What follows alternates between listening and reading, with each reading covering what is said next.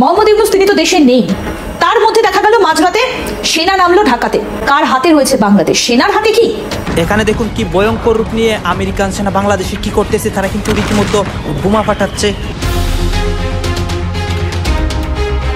এদিকে এবার ডক্টর ইউনূস চীন যাওয়ার পর বাংলাদেশের উপর ভয়াবহ প্রভাব আসে। দেশ ফাঁকা পেয়ে আমেরিকা সেনা দিয়ে পদক্ষেপ নেয় বাংলাদেশে।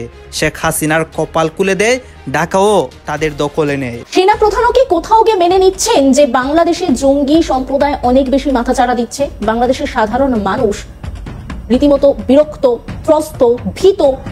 তাই সেনা প্রধান যখন তৎপর হচ্ছেন, তার যে ভাষণ, সেই ভাষণে কি যত বড় মুখ না তত বড় কথা। এখন এই যে ক্ষমতার একটা মজা ডক্টর ইউনূসকে বসাইয়া, এই মজাটা কিন্তু সহজে ছাড়ার ইচ্ছা নাই। আবারও তোলপাড় বিএনপির বিরুদ্ধে যুদ্ধ ঘোষণা হয়ে গেছে আমার কাছে মনে হচ্ছে। কেন? কারণ বিএনপি সহ বাংলাদেশের বড় একটা অংশ মানুষ নির্বাচন চায়। বিগত আওয়ামী লীগ সরকারের প্রধান শেখ হাসিনা যেখানে শেষ করেছিলেন, সেখান থেকেই শুরু করছেন ডক্টর ইউনূস। ক্ষমতাচ্যুত হওয়ার ঠিক 1 মাস আগে 2024 সালের 8 জুলাই বেইজিং সফরে যান তৎকালীন প্রধানমন্ত্রী শেখ হাসিনা। আর 26 মার্চ বাংলাদেশের স্বাধীনতা দিবসে রাষ্ট্রীয় সফরে চীন গেলেন প্রধান উপদেষ্টা ডক্টর মোহাম্মদ ইউনূস। কটা দিন অপেক্ষা করুন।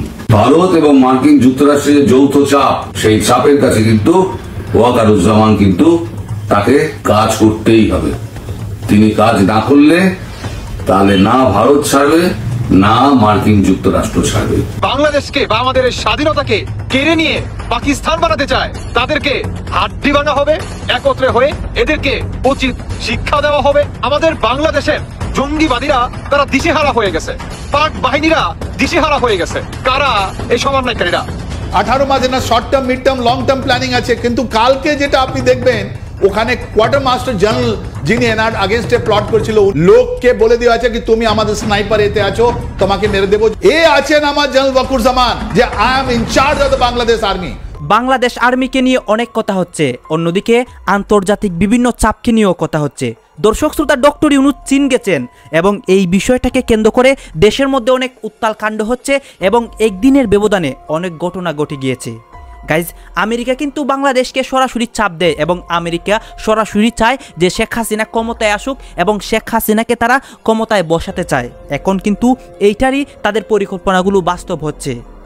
দর্শক শ্রোতা, এই বিষয়গুলো পর্যালোচনা করে আমরা অনেক নিউজ পাই এবং ভিডিওর প্রথমে যেই অংশবিশেষগুলো দেখেছেন সেইগুলোর বাকি অংশটুকু দেখলে আপনারা স্পষ্ট ক্লিয়ার হতে পারবেন দেশের মধ্যে কি হচ্ছে এবং তারা কিভাবে ঢাকা দখল করে এবং অচল করে দেয়। আসুন দর্শক, আমরা কথা না বাড়িয়ে ভিডিওর মূল আলোচনায় চলে যাই। মাঝরাতে সেনা নামলো ঢাকাতে। প্রচুর প্রচুর সংখ্যায় সেনা এই মুহূর্তে বাংলাদেশের ঢাকায় দেখা যাচ্ছে। তাহলে কার হাতে রয়েছে বাংলাদেশ? সেনার হাতে কি? এই প্রশ্নটা খুব স্বাভাবিকভাবে উঠে আসছে। আমরা এই বিষয়ে বিস্তারিত আলোচনা করব। নিঝুম মজুমদার, বাংলাদেশের বিশিষ্ট আইনজীবী, এই মুহূর্তে সরাসরি আমাদের সঙ্গে রয়েছেন। আমরা যে ছবি আগের দিন রাতে দেখলাম, প্রচুর সেনা নামলো ঢাকায়, ইউনূস চীনে। বাংলাদেশ তাহলে কার হাতে এই মুহূর্তে? মানে অ্যাপারেন্টলি আপনার দেখে মনে হতে পারে অনেক কিছুই মনে হতে পারে, বাট আমার একটা ব্যক্তিগত অ্যাসেসমেন্ট যে জায়গাতে আছে সেটা হলো যে আপনি তো জানেন যে সেনাবাহিনীকে ম্যাজিস্ট্রেসি ক্ষমতা দেওয়া হয়েছে এবং কিছুদিন আগে ক্যান্টনমেন্টের কেন্দ্রিক যেসব নিউজগুলো এসেছে, সেনাবাহিনী প্রধানকে অপমান করবার কারণে প্রচুর ট্রুপস মোতায়েন করা হয়েছিল, অনেক ব্যারাকে আপনার ছুটি বাতিল করা হয়েছিল। সেগুলো আজকে থেকে 3-4 দিন আগের ঘটনা। তবে এই মুহূর্তে আমার কাছে যেটা মনে হয়েছে যে এইটা নর্মাল টহলের একটা অংশ হতে পারে। আমি নিয়মিত টহল এবং সেনারা তল্লাশি করছে। তারপর ডেভিল হান্ট তো মনে হয় এখনো আপনার অফিসিয়ালি বন্ধ করা হয়নি। সেই কারণে আমার ব্যক্তিগত ধারণা, এবং আজকে 26শে মার্চ। আরেকটা কথা আপনাকে একটু মাথায় রাখতে হবে, সেটা হচ্ছে যে ওয়াকারুজ্জামান কিন্তু বলেছে যে সে একটা ইসলামী মৌলবাদীদের একটা আক্রমণের ইন্টেল তার কাছে আছে, পরিষ্কার করে বলেছে অফিসার্স মিটিং এ, যেটার ব্যাপারে হয়তোবা তাদের টহল বাড়ানো হতে পারে এবং সেনা সংখ্যা হতে পারে। দেখেন, আমরা যদি মানে যেটা আমি শুরুতেই বলেছি, দেখে অনেক ধরনের কিছু মনে হতে পারে। এত সেনা হঠাৎ করে তাহলে সেদিন ঢাকার রাস্তায় কেন নামলো? কারণটা কি? ঢাকার মানে আপনি যদি আমাকে 3 দিন আগের কথা বলেন তাহলে সেই ব্যাপারে তো মোটামুটি আমরা সবাই জানি যে আপনার যে এই যে টোকাইয়ের যে পার্টিটা আছে, টোকাই যারা আছে, এটা তো আমরা সবাই জানি যে কেন পথে নেমেছিল। এটা তো কারণ সামনের কারণ, পেছনে কি কোনো রকম কোনো কাজ রয়েছে, কোনো রকম কারণ রয়েছে? কারণ ওয়াকার বা সেনা, বাংলাদেশ সেনা ক্ষমতা দখল করতে চাইছে কি? তার আগে কি এটা একটা ট্রায়াল? আমি পেছনের কারণটা জানতে চাইছি। দেখেন, আমি আপনাকে একটা কথা বলি, সেটা হচ্ছে যে এই যে আপনি বললেন দখল, দখল তো আসলে সেনাবাহিনী করবে না। সেনাবাহিনী যদি কখনো করে সেটা পুনরুদ্ধার করবে। সব মানে সেনাবাহিনী যদি লেটসে, আমি যদি ধরা যাক যে আমাদের আজকের এই চিন্তার জায়গাটা বা এই ফ্রেমের জায়গাটা যে এত সেনাবাহিনী সেখানে এসেছে, সরকার টেক ওভার করবে কিনা, সরকার টেক ওভার করবে এই অবৈধ যারা আছে তাদেরকে, তাহলে সেটা কিন্তু আপনার পুনরুদ্ধার হয়, সেটা দখল হয় না। দখল করেছে ইউনূস সরকার। ফলে যদি সেনাবাহিনী এটা করে আমি তো খুবই অ্যাপ্রিসিয়েট করবো ব্যক্তিগতভাবে। আমি ইনফ্যাক্ট আমি সত্যি কথা বলতে চাই, আমি তো চাই যে এই সরকারকে হটিয়ে দিয়ে যদি সেনাবাহিনীও ক্ষমতা নেয়, আমি কোনো আপত্তি দেখি না। কারণ সেনাবাহিনীর কাজ হচ্ছে বাংলাদেশের সার্বভৌমত্ব রক্ষা করা। তো বাংলাদেশে যারা একটা নির্বাচিত সরকারকে হটিয়ে দিয়ে এখানে আপনার দখলদারিত্ব কায়েম করেছে, তাদেরকে সরিয়ে দেওয়াটা এটাই একটা স্বাভাবিক প্রক্রিয়া বলে আমার মনে হয়। এবং আমি কিন্তু আপনার এই প্রোগ্রামে অনেকবার বলেছি যে আমি আপনাকে কখনো একটা সুনির্দিষ্ট তারিখ দেইনি, আমি আপনাকে কোনো সময় দেইনি, কোনো দিন তারিখ কিছু বলিনি, কিন্তু আমি আপনাকে একটা কথা বারবার বলেছি যে খুবই শীঘ্রই এই অবৈধ দখলদারের পতন হবে। এবং আমার ধারণা, আমি যদি মানে আমার অ্যাসেসমেন্ট ভুল হলে সেটা অন্য ব্যাপার, আমার অ্যাসেসমেন্ট হচ্ছে এদের 1 বছরও পূর্তি করতে পারবে এমন আমার মনে হয় না। এই রাষ্ট্রকে আপনি রাষ্ট্র বলবেন নাকি এই রাষ্ট্রকে আপনি আসলে বলবেন পাকিস্তানি একটা পূর্ব পাকিস্তানের একটা অংশ? আপনার তো আসলে আপনি ডিফারেন্সিয়েট করবেন, ডিফারেন্সিয়েটের আপনার মানে ক্রাইটেরিয়া গুলো কি আপনি তো করতে পারছেন না আসলে, তাই তো? ফলে আপনার যে প্রশ্নটা সেটা হচ্ছে যে বাংলাদেশের সাধারণ মানুষের এখন একটা মাত্র চাওয়া, আমি আপনাকে পালস বলছি সাধারণ মানুষের। সাধারণ মানুষ 5ই অগাস্টের পরে অনেকেই বিভ্রান্ত হয়েছিল, তারা ভেবেছিল যে আচ্ছা ঠিক আছে দেখি এরা নতুন, এরা কিছু করতে পারে কিনা, এই ধরনের একটা ব্যাপার। কিন্তু এরপরে যে হত্যা, ধর্ষণ, লুণ্ঠন, চুরি, ডাকাতি, ছিনতাই, এই সমস্ত কিছুর পরে এখন যখন দেখছে এরা রাজনৈতিক দল গঠন করছে, এক হবে, এই দুইটা দল এক হবে, দুই স্বাধীনতার দল এক হবে, এক হয়ে জঙ্গিবাদী যারা নাকি রাজাকার পাক বাহিনী আছে, যারা নাকি আমাদের এই সোনার বাংলাদেশকে, যারা নাকি আমাদের এই বাংলাদেশকে বা আমাদের এই স্বাধীনতাকে কেড়ে নিয়ে পাকিস্তান বানাতে চায়, তাদেরকে হাড্ডি ভাঙা হবে, একত্রে হয়ে এদেরকে উচিত শিক্ষা দেওয়া হবে। বলেছিলাম কিনা? বর্তমান আমাদের বাংলাদেশের জঙ্গিবাদীরা তারা দিশেহারা হয়ে গেছে, পাক বাহিনীরা দিশেহারা হয়ে গেছে। কারা? আপনার মির্জা ফখরুল সাহেব তিনি কাদের ইঙ্গিত করছে এটা কিন্তু আমরা সবাই কিন্তু আশা করি ভালোভাবে বুঝতে পারছি। তো যারা নাকি বা যাদের মনের ভিতরে একটু কনফিউজ আছে তাদের উদ্দেশ্যে বলতেছি, এটা হচ্ছে নাম্বার 1 জামাত, শিবির, হিজবুত তাহরির, ইভেন লাস্ট হচ্ছে এই সমন্বয়কারীরা। আসলে সমন্বয়কারীরা তো এদেরই সন্তানাদি, তাই না? যাই হোক দর্শক বন্ধুরা, মির্জা ফখরুলের যে ফুল বক্তব্যটি, তিনি আরো বলেন আমাদের বাংলাদেশে যারা নাকি প্রতিনিয়ত অস্থিতিশীল করার চেষ্টা চালাচ্ছে, ইভেন যারা নাকি আওয়ামী লীগ এবং বিএনপিকে শেষ করে দেওয়ার পরিকল্পনা চালাচ্ছে, তাদের উদ্দেশ্যে বলতে চাই, তোমরা পাকিস্তানের সাথে বর্তমান সুসম্পর্ক এবং ভালো সম্পর্ক বজায় রাখতেছো, বেশ ভালো কথা, কিন্তু তোমরা কিন্তু বা পাকিস্তান কিন্তু আমাদের বাংলাদেশের কাছে কিন্তু এখন পর্যন্ত ক্ষমা চায় নাই। এটা কিন্তু মির্জা ফখরুল কিন্তু বলছে। ইভেন এই জামায়াতকে বা যুদ্ধ অপরাধীদেরকে কিংবা এই জামায়াতকে কিংবা এই যারা নাকি যুদ্ধ অপরাধী, যারা নাকি আমাদের মা বোনদের ইজ্জত হাতে তুইলা দিছে পাকিস্তানি হানাদার বাহিনীদের উপরে বা তাদের সামনে, তাদের কিছু কিছু বা তাদের যে মূল কাঠামোগুলা এখন পর্যন্ত আমাদের বাংলাদেশে ভাসমান, তারা এখন পর্যন্ত ঘুরে বেড়াচ্ছে। এটা কিন্তু স্পষ্টভাবে কিন্তু হংকার দিয়ে বলে মির্জা ফখরুল সাহেব। তিনি আরো বলে আমরা কিন্তু কোনো কিছু ভুলে যাই নাই। অতএব আমি আপনাদেরকে সাবধান করে দিতে চাই, যারা নাকি ৭১কে নিয়ে সমালোচনা করবে, যারা নাকি ২৪-এর এই গণ অভ্যুত্থানকে যারা নাকি ৭১-এর সাথে তুলনা করবে, তাদেরকে বলে দিতে চাই কখনোই এটা সম্ভব নয়। ঢাকার দিকে এগোচ্ছে সেনাবাহিনীর গাড়ি, গদি উল্টোচ্ছে ইউনূসের।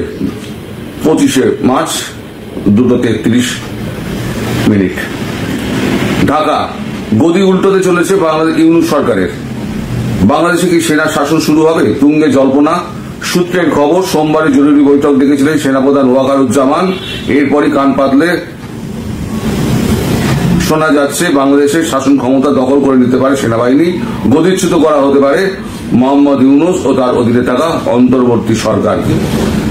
জানা গিয়েছে গতকাল সেনাপ্রধান যে জরুরি বৈঠক ছিল, সেই বৈঠকে 5 জন লেফটেন্যান্ট জেনারেল, 8 জন জেনারেল, মেজর জেনারেল, কমান্ডার সহ একাধিক শীর্ষ আধিকারিকরা ছিলেন। সেনার হেডকোয়ার্টারে ওই বৈঠক হয়।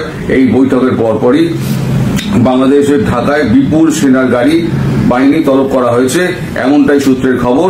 বাংলাদেশ সেনার 9ম ডিভিশনের বাহিনীকে ডাকা হয়েছে। তারা ইতিমধ্যেই ধাপে ধাপে ঢাকার দিকে এগোতে শুরু করেছে।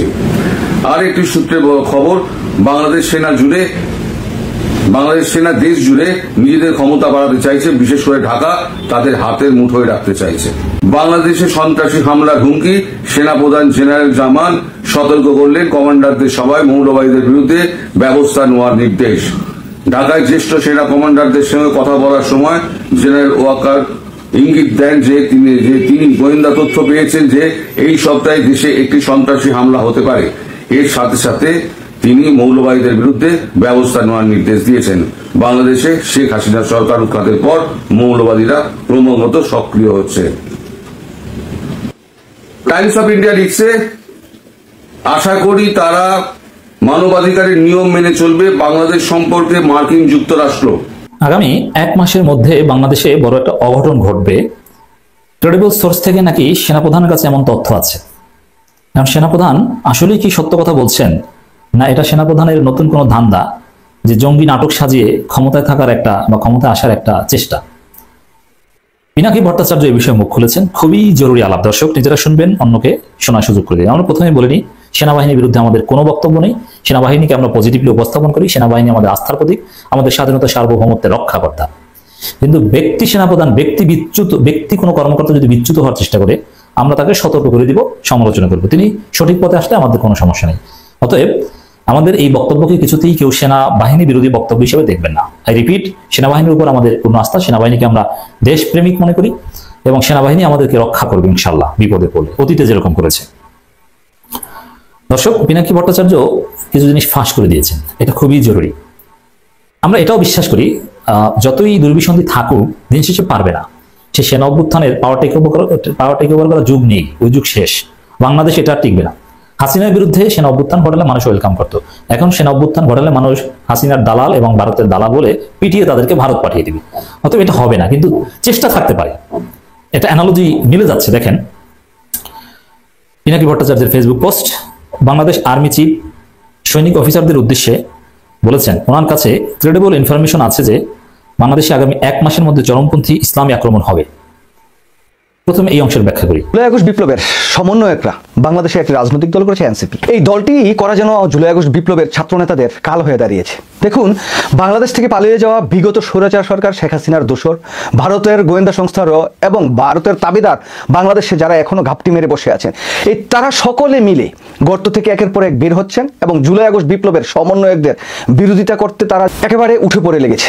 দেখুন, জুলাই আগস্ট বিপ্লবের পর কিছু সাংবাদিক, কিছু বাম্বু সুশীল, তারা এখন সর্বদাই জুলাই আগস্ট বিপ্লবের এই সমন্বয়কদের বিরোধিতা করেন। এটা তাদের একটি নিত্য নৈমিত্তিক বিষয়ে দাঁড়িয়েছে। জুলাই আগস্ট বিপ্লবের পর বাংলাদেশ জাতীয়বাদী ছাত্র দল, জামাত ইসলাম সহ অন্যান্য সমমনা সকল দলের অন্ততপক্ষে 50 থেকে 60 জন আমার পরিচিত বা আমি জানি যারা বিয়ে করেছেন। তাদের কোনো সংবাদ, তাদের কোনো তথ্য মিডিয়াতে আসে নাই। অথচ জুলাই আগস্ট বিপ্লবের পর হাসনাত সার্জিসরা যখন বিয়ে করলেন, সেই বিষয়টি বাংলাদেশের জাতীয় পত্রিকায় সংবাদ হয়। হাসনাত বিয়ে করলেন, বউর শাড়ির দাম এত, তারা টাকাটা কই থেকে পেলেন। সার্জিস বিয়ে করলেন, তার বউ এই তার বিয়ের খরচ এত, তারা কোত্থেকে এত টাকা পেলেন যে তারা বিয়ে করেন। এখন আমার প্রশ্ন হচ্ছে, তারাই কি শুধু বিয়ে করেছেন বাংলাদেশে জুলাই আগস্ট বিপ্লবের পর? অন্য কেউ বিয়ে করে নেই? তাহলে কেন রে ভাই এই শুধুমাত্র সমন্বয়কদের বিয়ে নিয়ে সমালোচনা? শুধু কি বিয়ে নিয়ে সমালোচনা? ধরা যাক গাড়ি শোডাউন। বাংলাদেশের রাজনীতিতে গাড়ি শোডাউন দেওয়া এটা নতুন কোনো বিষয় যে আজকে হাসনাত আব্দুল্লাহ অথবা সার্জিসরা গাড়ি নিয়ে তার গ্রামের বাড়িতে যাচ্ছেন শোডাউন দিতে? সকল দল মানে বাংলাদেশের ইতিহাসে সবসময় আমরা দেখেছি তারা গাড়ি বহর নিয়ে তারা রাজনৈতিক শোডাউন করেন।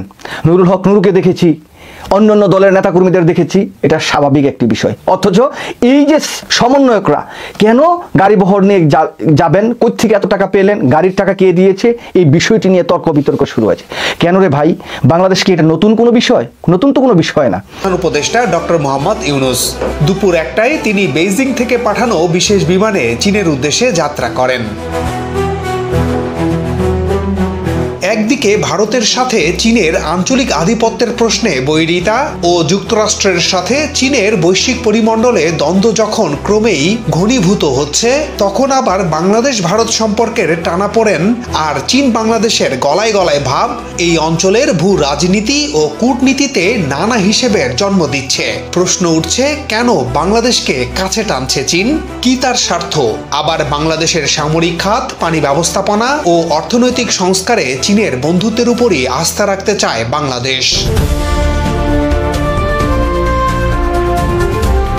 তাহলে জেনে আসা যাক শি জিনপিং এর আমন্ত্রণে নোবেলজয়ী ডক্টর ইউনূসের চীন সফর কেন অত্যন্ত গুরুত্বপূর্ণ।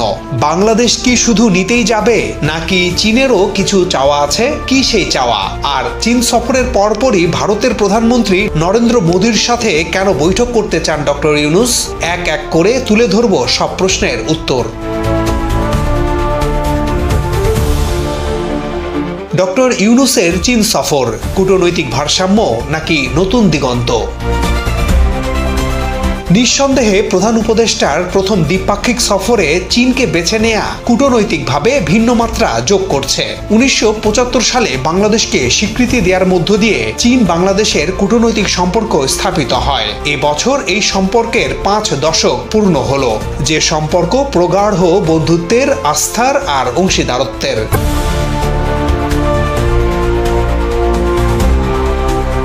এছাড়া বিগত বছরগুলোতে সরকার গঠনের পরপরই পররাষ্ট্রমন্ত্রী প্রথম ভারত সফর করতেন। এরপর সরকার প্রধানও প্রথম দ্বিপাক্ষিক সফরে ভারতকেই বেছে নিতেন। এবার এর ভিন্ন রূপ দেখা গেল। গত জানুয়ারি মাসে পররাষ্ট্র উপদেষ্টা চীন সফর করেন এবং এবার স্বয়ং সরকার প্রধান চীন সফর করছেন।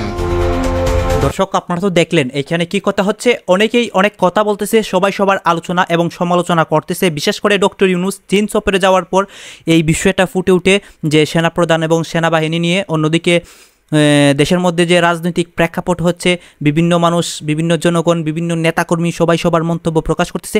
এইসব নিয়েই কিন্তু অনেক প্রতিবেদন এখানে আপনাদেরকে দেখিয়েছি। দর্শক শ্রোতা, এতক্ষণ আপনাদেরকে যা কিছু দেখিয়েছি সব কিছু কিন্তু আমরা সোশ্যাল মিডিয়া থেকে সংগ্রহ করেছি। এখানে আমাদের নিজস্ব কোনো মন্তব্য নেই বা নিজস্ব কোনো সিদ্ধান্ত নেই। এইসব দেখে আপনাদের কি মনে হচ্ছে এবং আপনাদের মন্তব্য অবশ্যই আপনারা কমেন্ট বক্সে লিখে যাবেন।